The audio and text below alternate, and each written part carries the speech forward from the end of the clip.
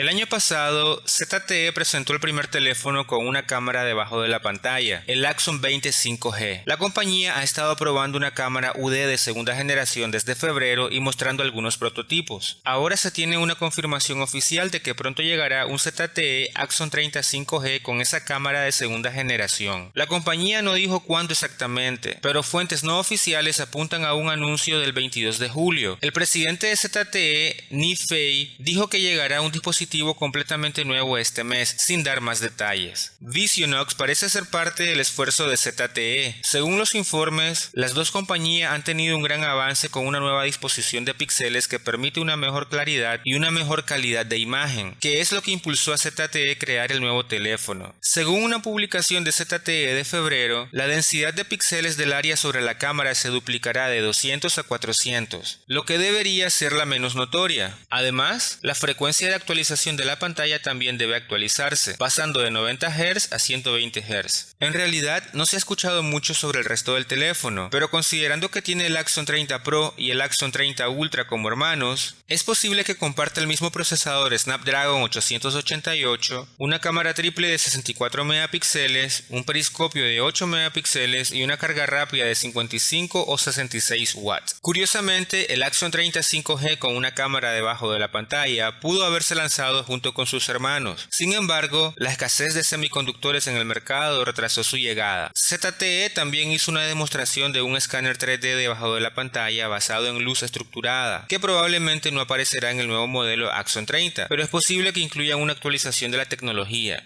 ZTE anunció que comenzará a vender el Axon 30 Ultra completamente equipado con 16 GB de RAM y 1 TB de almacenamiento el viernes 9 de julio, aunque solo estará disponible en China. El sitio de ZTE de Estados Unidos solo muestra las versiones de 8 GB de RAM con 128 GB de almacenamiento y 12 GB de RAM con 256 GB de almacenamiento.